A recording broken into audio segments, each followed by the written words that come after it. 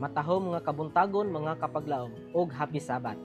Atong hisgutan ining adlaw mao ang atong morning devotional nga naguluhan, himuwa ang tanan alang sa himaya sa Dios.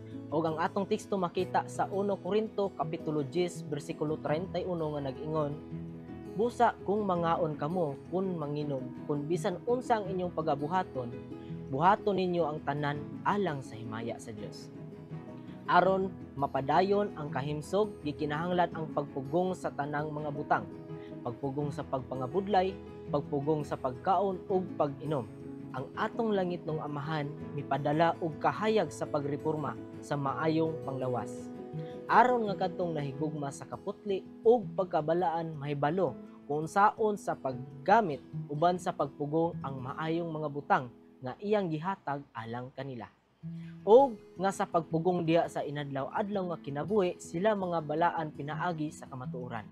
Dako nga pag-amping ang kinahanglan buhaton aron maumol ang insakto nga mga batasan sa pagkaon o pag-inom. Ang pagkaon nga pagkakaunon kinahanglan mao kanang mahimo sa labing maayo nga dugo. Ang alampingan nga organo sa pagdugmok sa kinahanglan tahuron. Ang Dios nagkinahanglan nga pinaagi sa pagpugong sa tanang mga butang, kita muhimo sa atong bahin ngadto sa pagpahimsog sa atong mga kaugalingon. Ang espirituhanon nga kaagi maapektuhan og dako sa kung giunsa pag-atiman ang tiyan. Ang pagkaon ug pag-inom nga uyon sa mga balaod sa maayong panglawas magapadasig sa may katakos nga pagginawi. Prinsipyo ang magamando imbis nga gana o kailibgon. Kini nagkinahanglan og pagkamatinud-anon ngadto sa Dios. Siya adunay mga hangyo sa tanan nga moapil sa iyang pag-alagad. Naghandom siya nga ang nauna og lawas matipigan diha sa labing maayo nga kondisyon sa kahimsog, matag kusog og paghatag ilalom sa balaan nga pagmando. Og maingon ka makusganon og mainampingon ang hugot nga kinaiya sa pagpugong ang mahimo kanila.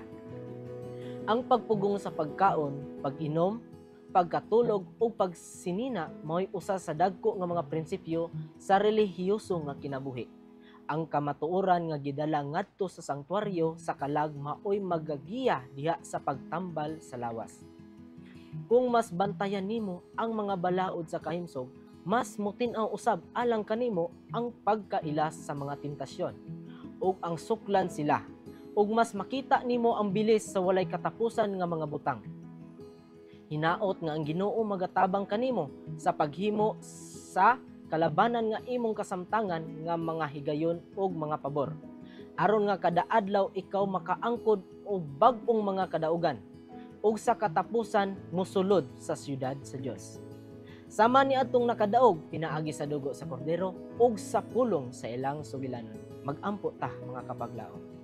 Amahan namo nga nasa malangit, amahan amo nga gihangyo na kanimo ang pasaylo sa among kasalanan, amahan. Usab amahan among gina ang imong nga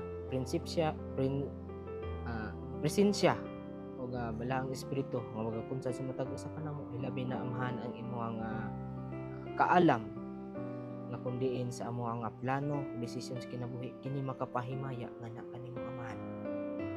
Ug kami makapahimaya nga na sa imong atubang. Salamat amahan ining tanan sa panahon sa among personal nga manluwas. Amen.